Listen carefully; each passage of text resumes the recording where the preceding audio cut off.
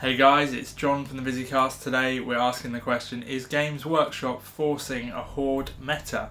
So we're going to be discussing the how, what, why, and also whether this might be a good thing as opposed to a bad thing. So the current meta, and I don't know how much you guys know about the meta, but the current meta at tournaments is for armies to be taking at least one unit that's very, very large and Horde based. So very, very cheap infantry, which is just there as a massive meat shield. The meta constantly changes and evolves. The meta is essentially, if you don't know, the most popular sort of toughest lists at that time, and things are constantly being countered, so it constantly changes, but at present it's shifting to a point where most competitive lists have that in there, that kind of aspect of their list. An example of this type of build is Conscripts. So with the new Astra Militarum book, you have some really, really powerful tanks in there.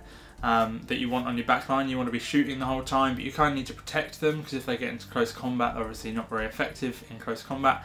So you put a massive line of conscripts in front of them, very, very cheap. They're going to die quickly, but it doesn't matter. It's just a massive wounds you can put on the board to stop your very, very high value units at the back being attacked. It sort of buys you time. It's essentially all it does. It buys you time and gives you board control. So there are several different units that have this sort of archetype. If you're looking at Imperium, you're looking at Conscripts as the main and most popular choice. If you're looking at Dark Eldar, you've got Razorwing Flocks. If you're looking at Chaos Demons, you've got Brimstone Horrors. If you're looking at Chaos as a faction, you've got Poxwalkers and Cultists.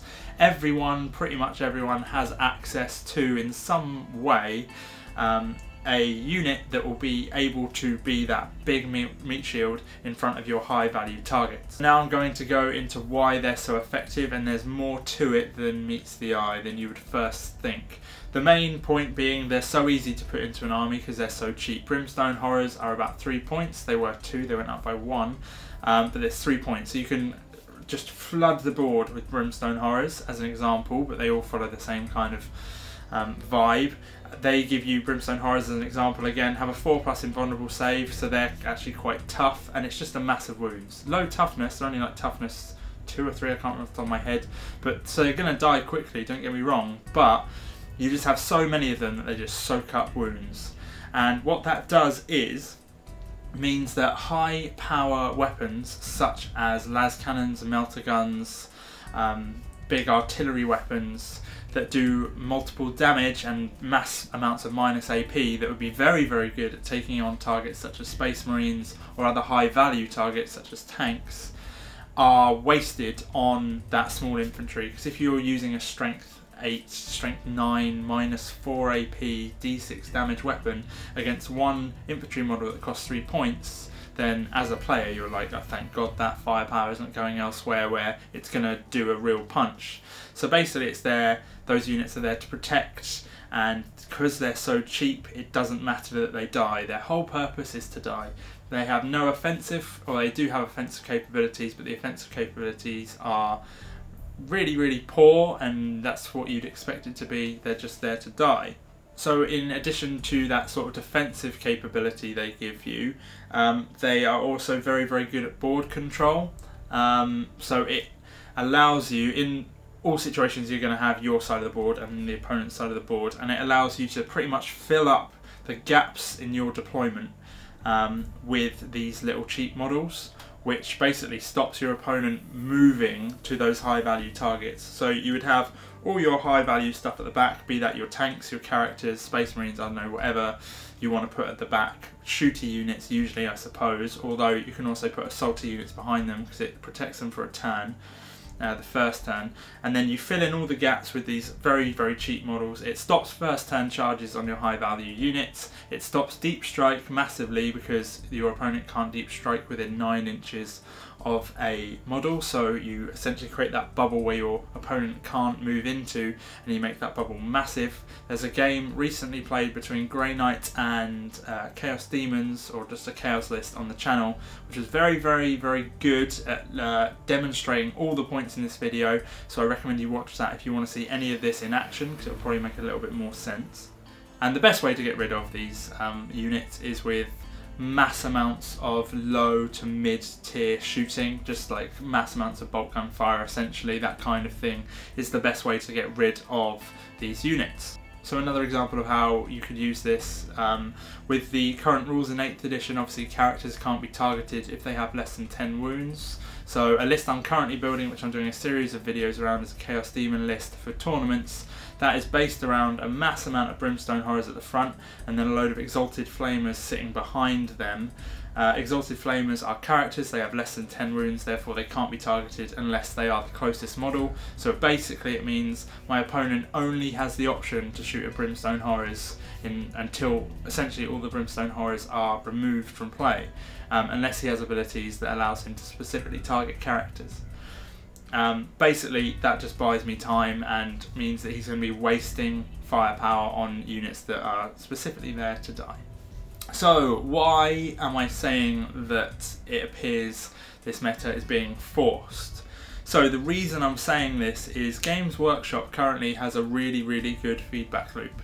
They used to have a terrible feedback loop in that they didn't really listen to the community at all and frustrated people massively. However, they've all of a sudden become Mr. Nice Guy, which we really like, it's good. And the reason that that shows is they've got a Warhammer community, they've got a specific community team, they are giving us information like pre-release information, they have Warhammer TV and they get the community involved in that, they have Facebook pages where they listen to people, they even have tied into tournaments, they are well aware of what the meta is, they are aware of what people are playing and they are able to quickly adapt to that and make small changes to try and counter things that are completely broken essentially. An example is at the very start of 8th edition at the ETC, which is a big event where basically countries take teams and you play and the one country's announced the winner, that kind of vibe. It's a very big event and it's across multiple systems. But the Warhammer 40k system, a lot of the armies that were taken were variants of Stormraven lists. So essentially you'd have as many Storm Ravens as you could fit in a list, which is like I think 5 or 6 some people managed to cram in there off the top of my head.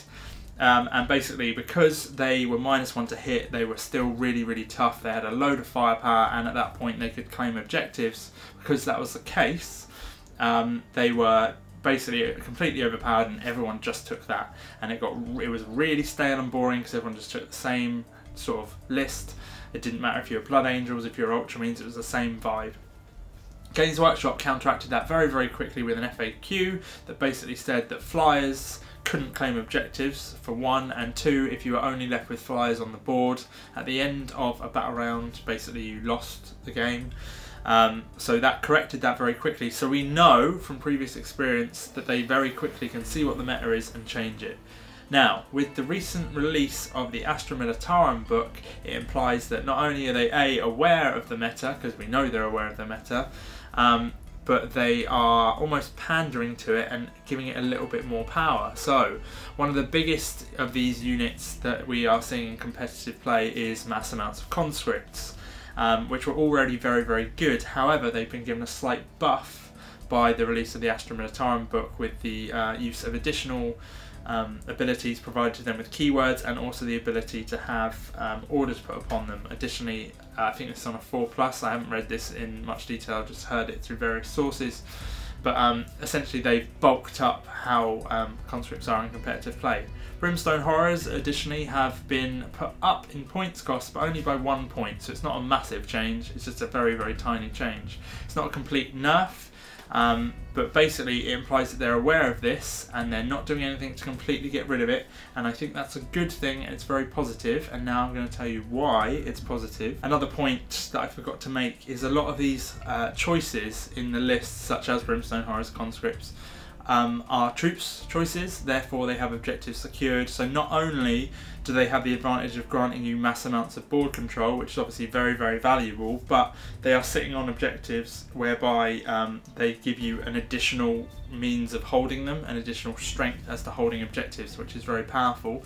And on top of that, if you, as the controlling player, removes models of their choice, it means that you can move models where you wish and therefore keep objectives you require for cards. again, even more powerful. So the amount of versatility you have with that unit in terms of securing objectives, which is ultimately what wins you the game, is very, very powerful, and that's another reason that they're quite a good choice competitively. I don't know how long ago that turned off, but it's back on now. So I'm now going to talk about why it's a good thing that this Horde meta has come about. When you first started playing 8th edition, you may have realised that games were very, very short and very, very brutal. A lot of stuff dies very, very quickly, and by the end of the game you're left with nearly nothing, right? However, with these mass Horde units that you would have in addition to your core army, so you'd still have all the cool stuff you want to have in there, but then you just have a very small, spend about 200 points or even less on a bunch of Horde models out front. It means that the game gets dragged out, it sort of ramps up, which is more interesting by far. So, the way it ramps up is, in the first turn or so, your opponent only has the option really to target those low value but high model count units at the front of your army, because it can't get to the rest of it, whether that be because of range or because of the character rule or because they need to assault things. So you have the satisfaction of removing part of your opponent's army, and it is satisfying. When you kill a load of models, regardless of how high volume they are, you see a change on the board, you feel like you're impacting the board, it is rewarding. When you shoot at that one elite unit that you used to have at the end of 7th edition, you couldn't kill a whole model for about 4 turns or something, that's not at all satisfying. So first of all, it's satisfying taking these models off. Secondly, it ramps the game up. You begin by only killing low value targets that don't impact the game that much, meaning that the hard hitting stuff doesn't come to a clashing point until later on, like turn 2 or turn 3, which means you don't have these heavily weighted early game winning games and then the rest of the game is just defunct. It sort of drags the thing out and sort of levels it a little bit more, which is better as a playing experience, as it gives you a bit more and gives you that kind of, I don't know who's going to win for the first few turns. So that is very, very good. Another thing that factors into this argument is mortal wound creep, and that is basically whereby over the last few months as codexes have been released, we have seen more and more ability to use mortal wounds to do damage. Now, mortal wounds are very, very effective at killing high value, very, very tough units, because usually in a lot of instances they don't need to roll to wound or any of that sort of stuff. Like for example, smite or aura abilities, you just sort of roll and on a 4+ it does damage, or on it does D3 more wounds, that kind of stuff.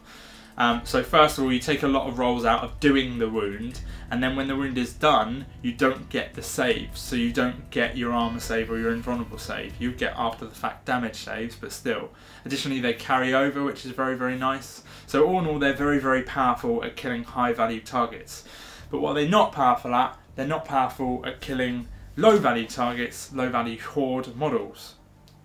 So if you put a mortal wound onto a 3-point brimstone horror, you do not care. It's like wasted, very, very high power ability at taking things off, and it's taking off something small, absolutely fine.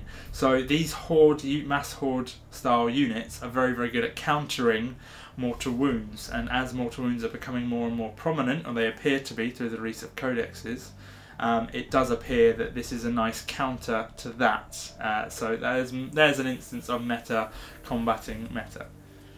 So in conclusion, Games Workshop is very, very tightly tied into the meta. They know what's going on. They've seen that Horde style units are becoming quite popular, and they haven't nerfed it at all. In fact, in some instances, they've actually boosted their capabilities. The change addresses the issue of very short, brutal games that are won in the first turn or two and elongates the game, making it a little bit more balanced. The game becomes slightly more satisfying in that you still get the satisfaction of removing a lot of models, and you yourself remove a lot of models, but models that you don't really care about. So all in all, it sort of gives you a nice little trade-off between hitting each other and not really doing too much damage but feeling good about it.